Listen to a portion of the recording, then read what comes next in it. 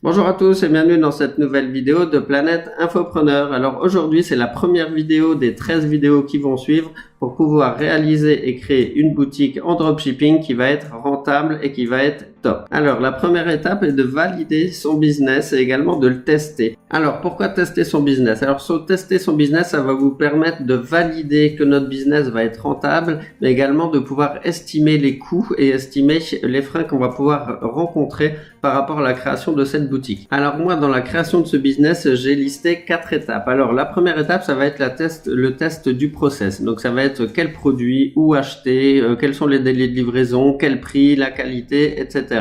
La deuxième étape, ça va être de valider chez les fournisseurs et notamment AliExpress qui est un des fournisseurs principaux quand on fait du dropshipping. Je me suis également projeté dans un horizon moyen terme et long terme parce que pour moi cette activité de dropshipping, je la vois d'abord pour un complément de salaire, mais j'aimerais également que cette activité devienne pour moi principale. Donc par rapport à ces 4 étapes, alors comment moi je me positionne? Donc au niveau du test du produit et du process, alors dans un premier temps, comme je démarre et que je débute en dropshipping, alors moi je vais choisir d'acheter mes produits donc sur AliExpress parce que c'est la base pour commencer, mais également donc je vais tester en fonction des hot products que j'aurai trouvé, je vais tester les délais de livraison, la qualité du produit et également regarder un peu les prix chez les concurrents.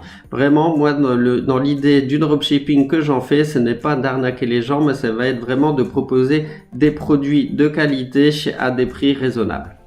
Après, la deuxième étape est la validation auprès des fournisseurs. Alors, j'ai vu sur certaines vidéos qu'au bout d'un certain nombre de commandes, on a une validation qui est obligatoire chez AliExpress. Alors, moi, je vais essayer de devancer cette validation et je vais faire la validation, je vais faire une demande manuelle. Donc dans cette étape, on voit que c'est un contrôle d'identité et un contrôle bancaire. Donc ce que je vais faire, c'est que moi je vais prendre contact directement avec eux pour procéder à cette validation en amont. Je vous ai également parlé de mon horizon moyen terme et long terme. Alors moi, cette activité, comme je vous l'ai indiqué, donc ça va être dans un premier temps un complément de salaire. Donc je vais déjà créer 1 ou 2 boutiques, voir ce que ça donne et après je pourrais me projeter un peu plus loin.